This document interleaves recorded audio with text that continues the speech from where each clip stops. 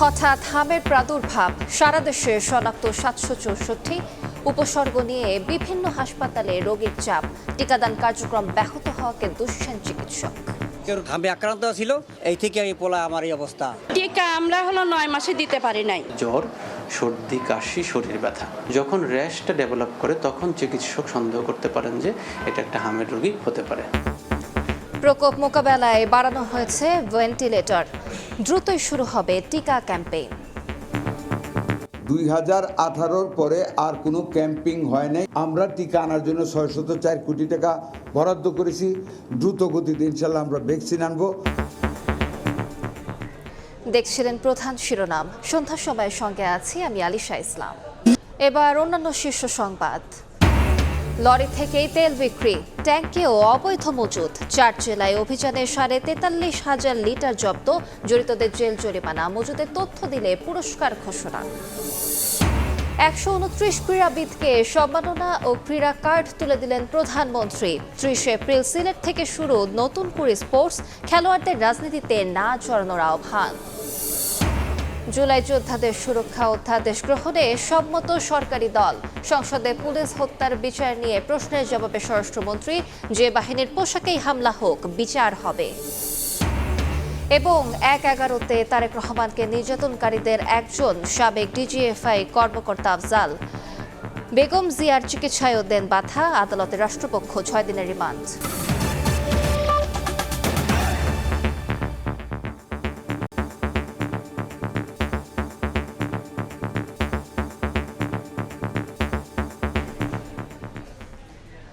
দেশে হঠাৎ করে হামের প্রাদুর্ভাব, এখন পর্যন্ত শনাক্ত হয়েছে 764 রোগী। কারণ হিসেবে নিয়মিত টিকাদান কার্যক্রম ব্যাহত হওয়াকে দুষছেন চিকিৎসকরা। অভিভাবকদের অবহেলাও কিছু ক্ষেত্রে বাড়িয়েছে শঙ্কা। শিশুরা বেশি আক্রান্ত হওয়ায় বাড়ছে দুশ্চিন্তা। স্বাস্থ্যমন্ত্রী জানান, ভ্যাকসিন কিনতে 604 কোটি টাকা বরাদ্দ দেওয়া হয়েছে। প্রকোপ মোকাবেলায় দ্রুতই শুরু হবে টিকা ক্যাম্পেইন। ভেন্টিলেটর বাড়ানো সহ নানা ব্যবস্থা নেওয়া হয়েছে। সংক্রামক ব্যাধি হামে আক্রান্ত হয়ে হাসপাতালে বেড়েছে রোগীর চাপ, যাদের সবাই শিশু। শ্বাসতন্ত্রকে আক্রমণ করে দ্রুত একজন থেকে অন্যজনে ছড়িয়ে পড়ে এ রোগ। চলতি বছর দেশে এখন পর্যন্ত 764 হাম রোগী শনাক্ত হয়েছে। সারা দেশ থেকে আসা রোগীর চাপ বেড়েছে রাজধানীর সংক্রামক ব্যাধি ও ডিএনসিসি ডেডিকেটেড হাসপাতালে। চিকিৎসকরা বলছেন, টিকার নিয়মিত কার্যক্রম ব্যাহত হওয়ার কারণেই বেড়েছে প্রাদুর্ভাব। চলতি বছর সংক্রামক ব্যাধি হাসপাতালে এ রোগে আক্রান্ত হয়ে ভর্তি হয়েছে 600-র বেশি রোগী, আর মারা গেছে 22 শিশু। কোনো টিকা দান কেন্দ্রে টিকার অভাব ছিল, রোগীদের অভিভাবকের কথা অনুযায়ী অভাব ছিল, তাদেরকে হয়তো অন্য কোনো সেন্টারে যেতে বলা হয়েছে বা অপেক্ষা করতে বলা হয়েছে, এবং যে কোনো কারণে হোক পরবর্তীতে আর টিকাটা নেওয়া হয়নি। প্রতি 5 বছর পর পর একটা ক্যাচ আপ ক্যাম্পেইন করতে হয়। এই ক্যাচ আপ ক্যাম্পেইনটা 2024-এর শেষের দিকে হওয়ার কথা ছিল, যেটা হয়নি। তো এটাও একটা গুরুত্বপূর্ণ কারণ হতে পারে। তবে উদ্বেগের বিষয় হলো, আক্রান্তদের অধিকাংশের বয়সই 9 মাসের কম। এতে দুশ্চিন্তা বাড়ছে অভিভাবকদের। আবার কারো কারো টিকা নেয়ার পরও হয়েছে হাম। ছোট ছোট আমরা তো কইতাম অ্যালার্জি, আবার লুতি কইতাম। এই গেছিলের ব্যথার আবার ওষুধ খাওয়াই দিয়ে ওষুধ দিলে ডাক্তারের কাছে গেছিলে যেন ওষুধ দিছে, তখন এটা বেশি বাড়ি গেছে। জ্বরের ওষুধ খাওয়াই দিছে, ইঞ্জেকশন দিছে। আজকে আবার ডাক্তার দেখলো, দেখে আবার স্যালাইন লাগাইছে। এখন দেখি আল্লাহ ভরসা। টিকা আমরা 9 মাসে দিতে পারি নাই।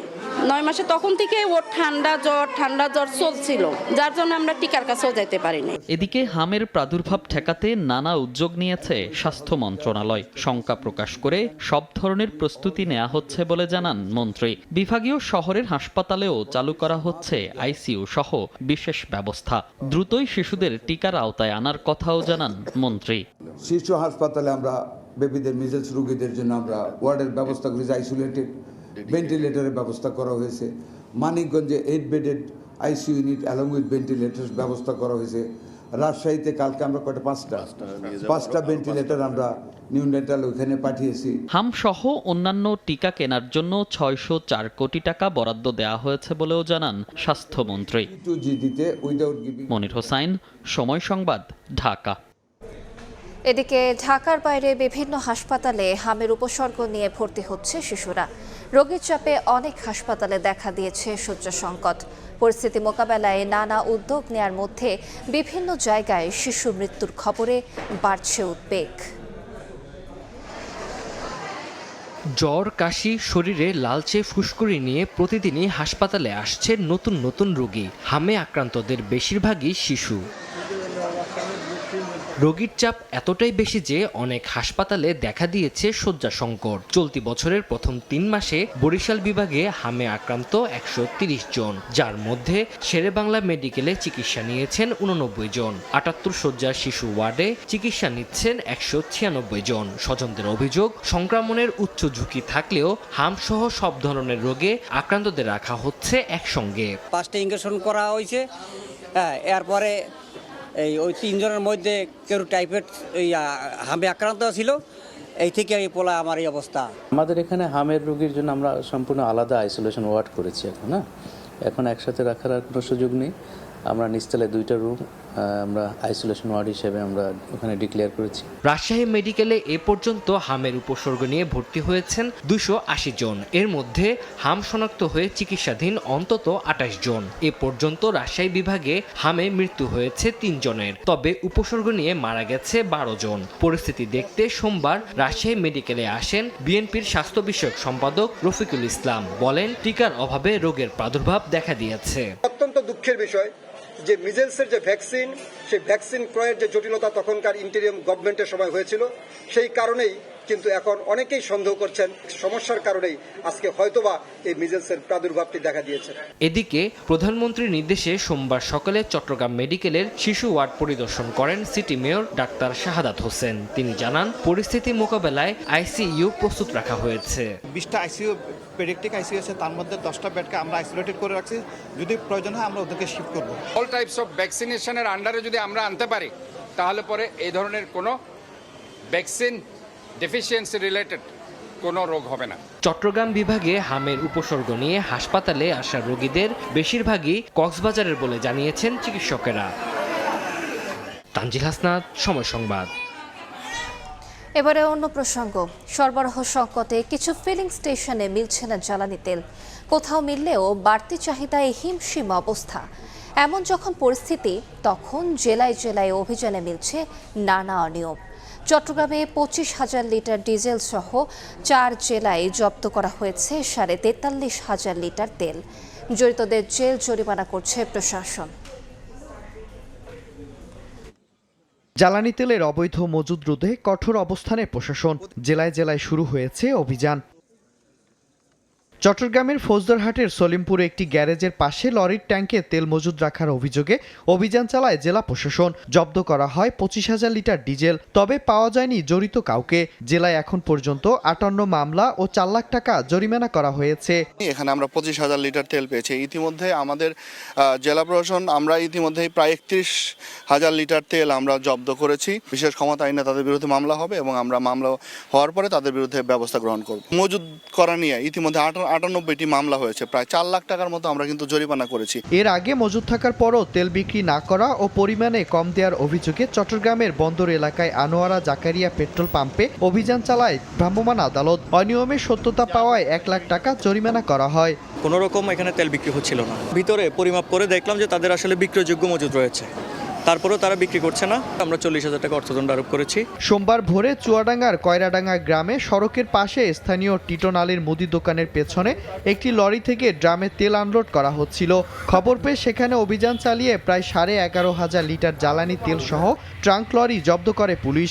আটক করা হয় 4 জনকে। মিরন আহমেদ, সময় সংবাদ।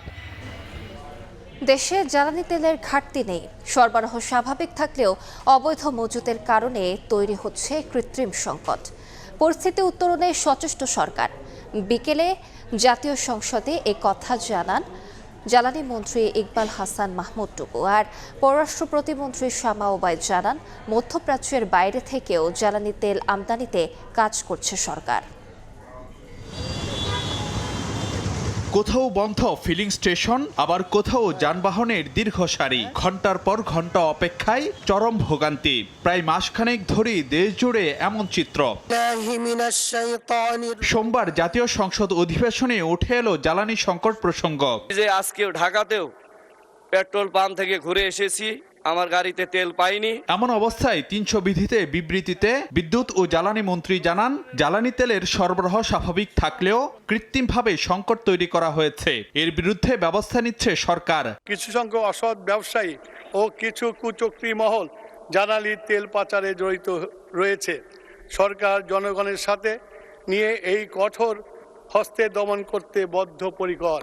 মন্ত্রী জানান, বৈশ্বিক সংকটের মধ্যেও জ্বালানির দাম না বাড়িয়ে জনস্বার্থে বড় অঙ্কের ভর্তুকি দিচ্ছে সরকার। মার্চ জুন প্রান্তিক মোট ভর্তুকির প্রয়োজন হবে ডিজেলে ক্ষেত্রে 15,409 কোটি টাকা, অক্টিনের ক্ষেত্রে 636 কোটি টাকা। এর আগে প্রশ্নোত্তর পর্বে পররাষ্ট্র প্রতিমন্ত্রী জানান, বিকল্প উৎস থেকে জ্বালানি তেল আমদানির চেষ্টা চলছে। প্রথম কথা, জ্বালানির কোনো সংকট বর্তমানে বাংলাদেশে নেই। আচ্ছা, দ্বিতীয় কথা হচ্ছে, আমরা মধ্যপ্রাচ্য ছাড়াও যে সকল সোর্স থেকে আমরা জ্বালানি আনতে পারি সে ব্যাপারে আমরা নিরলস কাজ করে যাচ্ছি এবং ইনশাল্লাহ আমরা সেটাতে সফল হব। ইরান যুদ্ধের প্রেক্ষাপটে দেশবাসীকে জ্বালানি সাশ্রয়ী হওয়ার আহ্বান জানান মন্ত্রীরা। নিম্নোক্তভাবে বাস্তবায়ন। ফারুক ভিয়া, রবিন, সময় সংবাদ, ঢাকা। দেশের ক্রীড়াঙ্গনে সূচনা হলো ঐতিহাসিক অধ্যায়। খেলাধুলাকে মর্যাদাপূর্ণ পেশা হিসেবে প্রতিষ্ঠিত করতে জাতীয় ক্রীড়াবিদদের বেতন কাঠামোর আওতায় এনেছে সরকার। সকালে প্রধানমন্ত্রীর কার্যালয়ে ক্রীড়া কার্ড ও বিশেষ সম্মাননা প্রদান কার্যক্রমের উদ্বোধন করেন তারেক রহমান।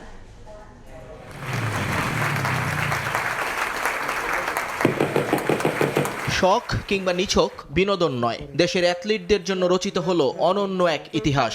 এখন থেকে ক্রীড়াবিদদের পরিচয় কেবল পদকেই সীমাবদ্ধ থাকবে না, রূপ নিল মর্যাদাপূর্ণ পেশায়। সোমবার আন্তর্জাতিক পর্যায়ে সাফল্য অর্জনকারী 129 কৃতি ক্রীড়াবিদকে বিশেষ সম্মাননা জানান প্রধানমন্ত্রী তারেক রহমান। উদ্বোধন করেন বহুল প্রতীক্ষিত ক্রীড়া কার্ড এবং বিশেষ বেতন কাঠামো। আন্তর্জাতিক অঙ্গনে স্বর্ণ, রৌপ্য এবং তাম্রপদক জয়ী অ্যাথলিটদের হাতে আর্থিক পুরস্কারের চেক তুলে দেওয়া হয়। একক পর্যায়ে স্বর্ণজয়ীরা 3 লাখ এবং দলগত জয়ীরা পান 2 লাখ টাকা করে। সবচেয়ে বড় চমক ছিল নিয়মিত ক্রীড়া ভাতার ঘোষণা, যেখানে তালিকাভুক্ত প্রত্যেক খেলোয়াড়ের জন্য প্রতি মাসে বরাদ্দ 1 লাখ টাকা। বর্তমান সরকারের ক্রীড়া উন্নয়ন দর্শনের বাস্তবায়নে আমরা নির্বাচনী ইশতেহারে বর্ণিত ক্রীড়াক্ষেত্রের প্রতিটি প্রতিশ্রুতি বাস্তবায়নে কাজ করে যাচ্ছি। এই কার্ড শুধু পরিচয় নয়, এটি ক্রীড়াবিদদের মর্যাদা ও ভবিষ্যৎ নিরাপত্তা নিশ্চয়তা দিবে। সভাপতির ভাষণে তৃণমূলের প্রতিভা অন্বেষণে 30 এপ্রিল থেকে সারা দেশে নতুন করে স্পোর্টস কর্মসূচি শুরুর ঘোষণা দেন প্রধানমন্ত্রী। তোমাদেরকে একটা সিকিউর জায়গায় মেয়েরা যাতে প্র্যাকটিস করতে পারে, খেলতে পারে, সেইটা মোটামুটি মাঠটার সিলেকশন সবকিছুই হয়ে গিয়েছে। 30 এপ্রিল সিলেট থেকে আমরা শুরু করতে যাচ্ছি নতুন করে স্পোর্টস, এবং একই সাথে ইনশাল্লাহ এটা সারা দেশে শুরু হবে। এ সময় পেশাদার ক্রীড়াবিদদের সক্রিয় রাজনীতিতে না আসার আহ্বান জানান তারেক রহমান। পেশাদার খেলোয়াড়ি জীবনে আপনারা কোনো রাজনৈতিক দল বা গোষ্ঠীর প্রতিনিধি নন বা হবেন না দয়া করে, বরং ক্রীড়া নৈপুণ্য দিয়ে দেশের প্রতিনিধি হয়ে উঠবেন আপনারা। ক্রীড়াবিদদের সামাজিক ও আর্থিক নিরাপত্তা নিশ্চিতের মাধ্যমে অদূর ভবিষ্যতে অলিম্পিক কিংবা এশিয়ান গেমসের মতো বিশ্বমঞ্চে বাংলাদেশ নতুন ইতিহাস লিখবে, এমনই আকাশ ছোঁয়া স্বপ্ন এখন দেশের কোটি ক্রীড়াপ্রেমীর। নিয়ন মুহাইমিন, সময় সংবাদ। জুলাই যোদ্ধাদের সুরক্ষা সংক্রান্ত অধ্যাদেশ গ্রহণে সরকারি দল সম্মত বলে জানিয়েছেন স্বরাষ্ট্রমন্ত্রী। সংসদ অধিবেশনে এক প্রশ্নের জবাবে কথা জানান তিনি। জুলাই যোদ্ধাদের বিরুদ্ধে, সাধারণ জনগণের বিরুদ্ধে যারা সশস্ত্র হামলা চালিয়েছে তারা সবাই অপরাধী এবং তাদের বিরুদ্ধে মামলা দায়ের হয়েছে, না হলে আপনারা দায়ের করবেন এবং সকল মামলার সুষ্ঠু তদন্ত হবে। বিচার করার দায়িত্ব বিচার বিভাগে, জুডিশিয়ারির বিচার হবে ইনশাআল্লাহ। বাংলাদেশে কোনো রকমের মফ কালচার আর থাকবে না। রাস্তাতে যে কোনো দাবি নিয়ে মহাসড়ক, সড়ক অবরোধ করে দাবি আদায়ের যে প্রবণতা ইন্টারিম গভর্নমেন্টের সময় দেখা গিয়েছে, ক্ষেত্র বিশেষে সেই গভর্নমেন্টের দুর্বলতার কারণে ইন্সপায়ার্ড হয়েছে, সেটাকে আমরা আর কখনো এলাও। 1/11 আমলে তারেক রহমানকে গ্রেফতার করে নির্যাতনে জড়িতদের একজন সাবেক ডিজিএফআই কর্মকর্তা আফজাল নাসের। জুলাই হত্যা মামলার রিমান্ড শুনানিতে এ কথা বলেন রাষ্ট্রপক্ষের কৌঁসুলি। আরও বলেন, ইউনাইটেড হাসপাতালে বেগম খালেদা জিয়ার চিকিৎসায়ও বাধা তৈরি করেন আফজাল নাসের। তখন আসামি পক্ষের আইনজীবী বলেন, শেখ হাসিনার পক্ষে কাজ করলে তাকে বরখাস্ত করল কেন আওয়ামী লীগ সরকার। শুনানি শেষে আফজালের 6 দিনের রিমান্ড মঞ্জুর করেন আদালত।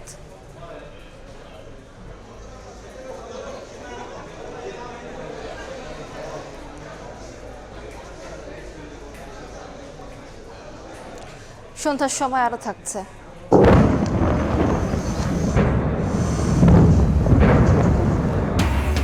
ইসরায়েলের শিল্পাঞ্চলে হামলা, ইরাকে মার্কিন ঘাঁটিতে আক্রমণ, স্থল অভিযান হলে জবাবের হুঁশিয়ারি আইআরজিসির।